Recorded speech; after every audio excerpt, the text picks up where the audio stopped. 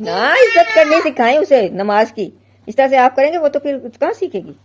पढ़ो बेटा, पढ़ो पढ़ो पढ़ो, जल्दी से पढ़ो, अल्लाह अल्लाह पढ़ो।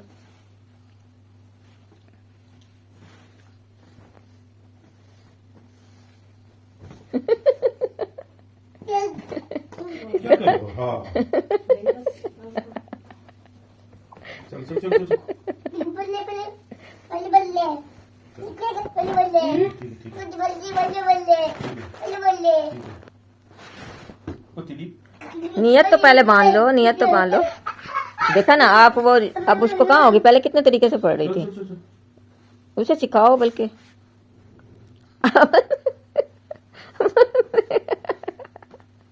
वो हाथ रखते हैं फिर शुरू हो जाती है। चल अल्लाह नियत बांधो, चलो नियत बांधो। ऐसे ऐ- करो करो ऐसे, अब ऐसे ऐसे ऐसे करो ना। ये ऐसे ठीक है। अब ऐसे नहीं, ये अब ऐसे झुको। अब हाथों को इधर ऐसे, अब वेरी करो। गुड। अब सीधे माशाल्लाह माशाल्लाह। चलो सजदा करो अब जल्दी से, सजदा करो। अल्लाह ये अल्लाह, अल्लाह अकबर, अल्लाह अकबर। जो अब चलो फिर लो। फिर जाओ, फिर करो। दादी कर very good. Have a good like बंदे ये बराबर का नहीं तोड़ते नहीं है, नियत तोड़ते नहीं है, छोड़ के नहीं जाते।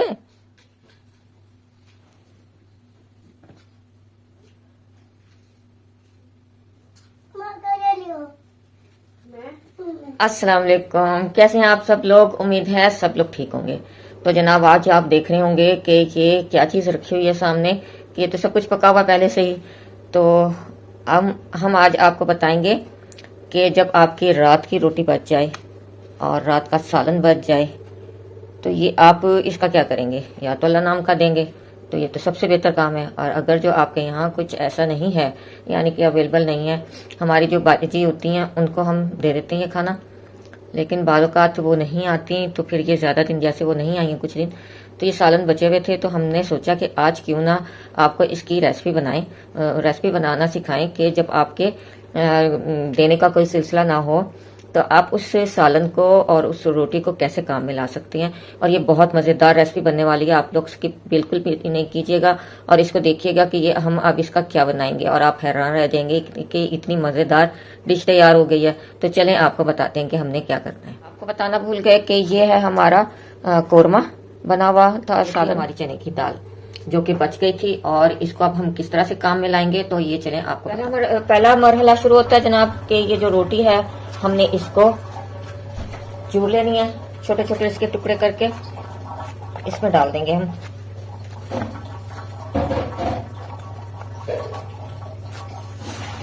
दो रोटियां लेंगे और दोनों हमने छोटे छोटे टुकड़े करके इसको चूर लेना है।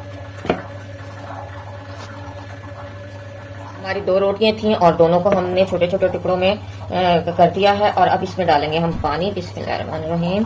और ये पानी हम इतना डालेंगे कि ये हमारी रोटी जो है ये पूरी की पूरी अच्छी तरह से अंदर डिप हो जाए, और ये पीने के बाद भी इसमें पानी हो, यानी कि ये जो रोटी होती है ये अपने अंदर जज्ब कर लेगी पानी को, और काफी कम हो जाता है अगर जो थोड़ा डालेंगे। हमें इतना डालना है कि पानी ये जज्ब भी कर ले और बाकी भी बचे। तो ये देखें मैंने अच्छी तरह से इसको कर दिया है, पानी डाल दिया है। अब इसको हम ढाँप के रख देंगे और कुछ देर के लिए, और फिर उसके बाद बताते हैं इसका क्या करना है। अब अगला स्टेप आपको बताते हैं। तो जनाब देखिए ये दालें मैंने निकाली हैं, चने की दाल और माश की दाल हम बराबर उसमें लेंगे वजन में, क्योंकि चने की दाल भी ज्यादा होनी चाहिए और माश की दाल इसलिए ज्यादा होनी चाहिए कि ये हलीम में हमारे लेस पैदा करती है, जो लेस होता है ना उसमें ये वो पैदा करती है। और ये हमने ली है आधा कप माश की दाल। ये मैंने माश की दाल से थोड़ी कम ली है, इसलिए कि मैंने पहले आपको दिखाई थी कि हमारी पहले से बची हुई रखी थी चने की दाल, तो वो भी हम इसमें ऐड करेंगे। उस हिसाब से ये बल्कि माश की दाल से थोड़ी सी फालतू हो जाएगी। और इससे कम हाफ में हम लेंगे चावल, और चावलों के हिसाब से कम, चावलों से भी कम हम लेंगे मसूरी की दाल और मूंग। इनको हम धो के फौरन चढ़ाएंगे, क्योंकि अगर जो मेरा है ये एक टिप है आप लोगों के लिए कि अगर जो धो के डालें, धो के फौरन डाल दें तो नीचे से लगती नहीं है दाल, और अगर जब भिगो के हम जब भी पकाएंगे तो दाल नीचे से बहुत जल्दी लगती है और बहुत ज्यादा वेस्ट होती है, खराब होती है। तो चलें अब आपको हम दिखाएंगे इसका अगला मरहला। तो जनाब ये दाल को मैंने धो के और इसमें डाल दिए चारों दालें और चावल जो दिखाए थे आपको, और ये जो दाल चने की दिखाई थी मैंने आपको कि ये मेरी बची हुई रखी है, और ये और साथ में ये नमक मिर्च एक एक चम्मच है खाने के चारों। हल्दी इसमें ज्यादा डलती है, धनिया भी ठीक डलता है इसमें। तो ये सारी चीजें हमने डाल दी हैं इसमें, और अब डालेंगे हम इसमें पानी। बिस्मिल्लाहिर्रहमानिर्रहीम। इसमें पानी थोड़ा अच्छा जाता है क्योंकि ये खुश्क हो जाती है दाल, ड्राई होकर जलने लगती है अगर जो हम पानी सही ना डालें तो, और गलना भी होता है इसमें। अब इसको हम चढ़ा देंगे जब इसकी जो है क्या कहते हैं, कुकर को बंद करके सीटी ऊपर रख के, और जब इसमें सीटी बोलने लगेगी तो फिर हमने 25 से 30 मिनट का हमने इसको लगाना है प्रेशर। तो चलें आपको जब ये तैयार हो जाती है तो फिर आपको दिखाते हैं कि उसके बाद क्या करना है जब ये पक के तैयार हो जाती है। ये अब हलीम के लिए हमने डाल दिया है कुकिंग ऑयल, इसमें 4 चम्मच 4 पली जो है, यानी कि आप समझ जाएं कि 2 शीशे के हमारे जो कप हैं वो। और ये ठंडे ही में मैं डाल दूंगी प्याज। ये हमारी प्याज है, ये आप अपने हिसाब से डाल सकते हैं जितनी आपने डाल, और इसको कर लें आप ब्राउन, लाइट ब्राउन करना है, ज्यादा तेज नहीं। ज्यादा तेज हो जाती है तो फिर कड़वी हो जाती है। साथ के साथ ऊपर नीचे करते रहें, इसको छोड़े नहीं बिल्कुल भी। बस ये है कि थोड़ी थोड़ी देर के बाद इसको ऊपर नीचे करें। अगर जो आप छोड़ देंगे तो फिर इर्द गिर्द की काली हो जाएगी, तेज हो जाएगी, और अंदर की पूरी तरह से नहीं पकेगी। जब आप ऊपर नीचे करती रहती हैं तो आगे पीछे करती हैं तो वो फिर सारी प्याज को आंच सही तरह से लग जाती है, और सारी प्याज ही मतलब कि ब्राउन हो जाती है सही। और इसकी टिप ये है कि आप जैसे ही हल्की हल्की ब्राउन होना शुरू हो जाए तो उसे आहिस्ता आहिस्ता करके निकालते रहें, निकालना शुरू कर दें, क्योंकि अगर जो आप सारी का इंतजार करेंगे जो पहले ब्राउन हो गई है वो फिर काली हो जाती है। ये हमारी प्याज ब्राउन हो चुकी है, और अब इसको मैं जल्दी जल्दी निकालूंगी वरना ये काली पड़ जाएगी। मैंने इसका चूल्हा भी बंद कर दिया है, ये मैं आपको दिखा रही हूँ, और निकाल के फिर दिखाती हूँ, नहीं तो ये जल जाएगी। ये देखिए हमारा ये तेल जिसमें हमने ये प्याज की थी ब्राउन, हमारी ब्राउन हो गई है, और ये देखें क्रिस्पी कितनी अच्छी हुई है ये। तो अब इसको रख देंगे, ये हमारे जब हम सर्व करेंगे तो ये प्याज जो है उस वक्त इस्तेमाल होगी, और ये घी भी हमारा तो उसी वक्त हलीम के ऊपर डाला जाएगा। तो जनाब ये जो हमने रोटी भिगोई थी रात की, वो अब इसमें हमने ग्राइंडर में डाल दिए, और इसमें डालेंगे पानी वही जिसमें हमने रोटी भिगोई थी, कितना पानी डालेंगे कि ये आराम से ग्राइंड हो जाए। तो चलें ग्राइंड करके फिर आपको दिखा। हलीम हमारा पक चुका है, और देखें कितनी मतलब कि घुल गई हुई है दाल के। ज्यादा इसको हमें ग्राइंड करने की जरूरत नहीं पड़ेगी, ज्यादा मेहनत नहीं होगी।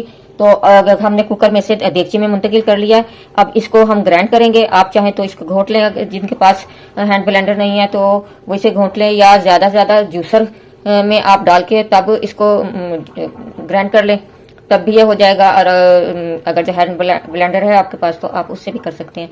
तो अभी हम इसको कर लेंगे बारीक, इसको मैश कर लेंगे ताकि ये बिल्कुल इक्वल हो जाए, और बिल्कुल इसकी जो दाने हैं, जो दालें हैं वो बिल्कुल मिक्स हो जाए। और ये जो हमारा रोटी का अमेज़ा तैयार किया था हमने, इसको भी ग्राइंड किया था, ये भी साथ के साथ इसमें डाल देंगे ताकि जब हम ग्राइंड करें तो अगर जो कोई रोटी रह गई है साबुत तो वो भी इसमें मिक्स हो जाए।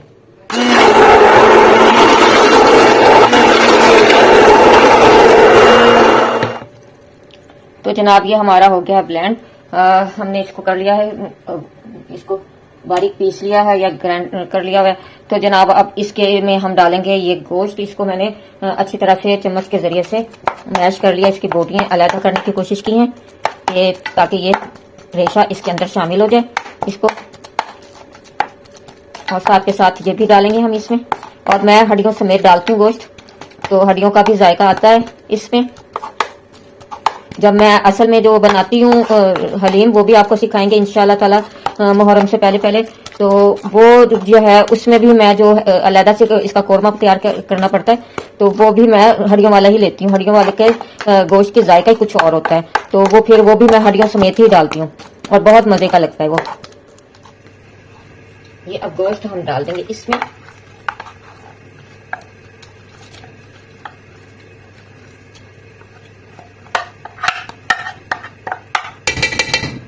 उसका जो मिसाला था ये सालन का इसमें बचा हुआ था, तो वो मैंने पानी डाल के इसमें डाल दिया, और अब इसको करेंगे हम मिक्स।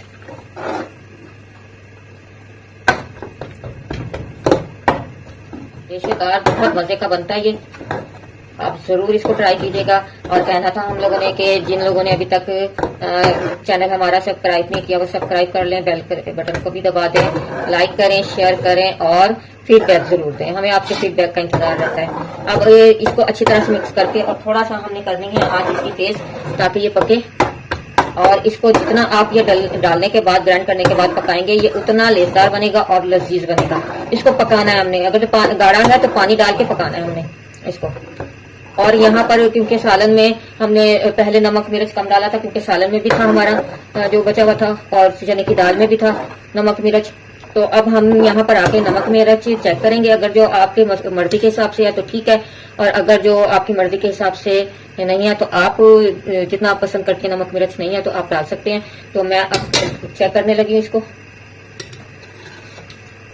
हमारे हिसाब से तो बिल्कुल फीका है ये, तो अब मैं डालूंगी, क्योंकि पहले एहतियात करनी पड़ती है कि कम में डाल तो सकते हैं लेकिन ज्यादा में कम नहीं कर सकते। तो हमारा बहुत कम है नमक, तो कम मैं 1 चम्मच और डाल रही हूँ। पहले 1 चम्मच डाला था और सालन में भी था, तो अब भी मैं जरा हाथ रोक के डालूंगी, बाद में चेक कर लेंगे। इसमें गुंजाइश होती है कि आप और डाल सकते हैं। और इसमें डलेगी अब हल्दी, क्योंकि ये है सफेद सफेद, इसमें डलेगी हल्दी।